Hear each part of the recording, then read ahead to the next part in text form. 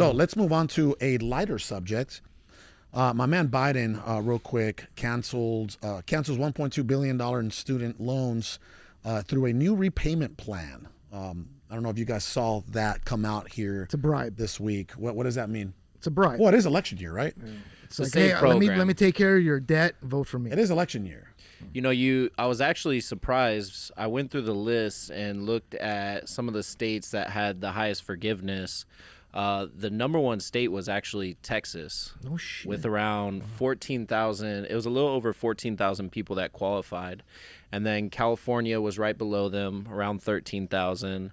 And then I believe that it goes down to New York, Michigan. But you look at I think it was $1.2 billion. Am I correct on that? Of what was forgiven? And you see the allocation of the money and where it's going.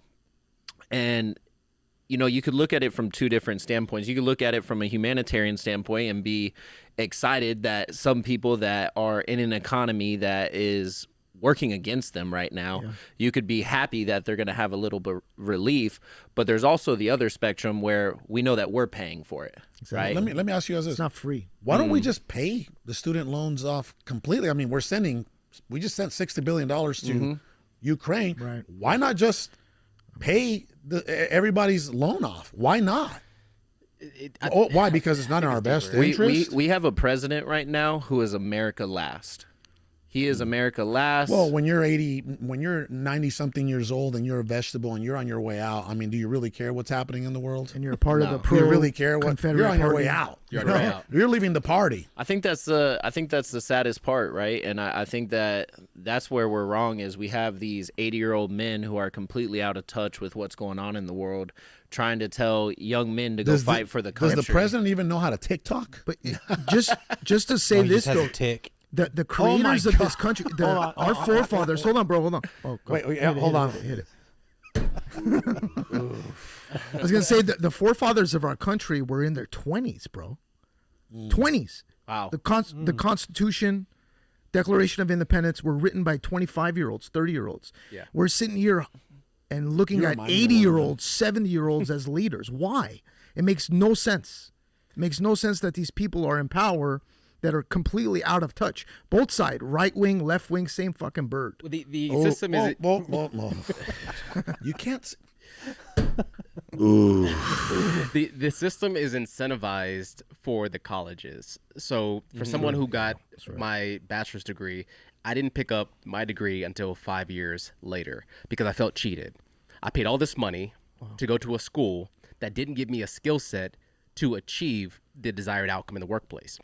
I was selling furniture at Ashley Furniture, making $100,000 working part-time during college. You're a beast. You're a beast. Paying off my student loans while going to college. My man was slanging couches.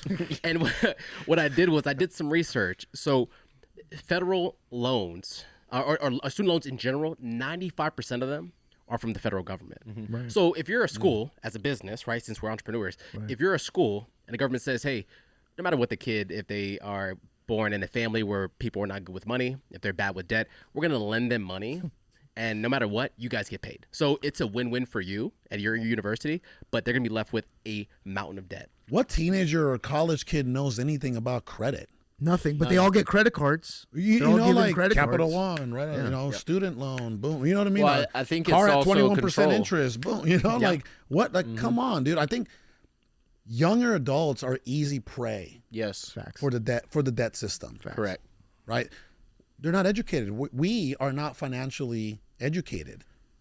Think about it. That's not something they teach at school. No way. Hey, when you're, start building your credit at this stage and make sure you do it this way and make sure that you're never keeping more than, 20%, 30% on your revolving, on your credit card. And they don't tell us these things. No. You know what I was actually taught in school? How to write a check. Yeah. What? I remember they gave each of us in class, I think this was like 8th grade, maybe 7th grade. They gave everybody a checkbook. You could just write, and like, it was a generic checkbook, but they were teaching us how to fill out a check. Basically, hey, this is what you can do. You can write a check for money you don't have yet, and give it to somebody as payment. Let it bounce.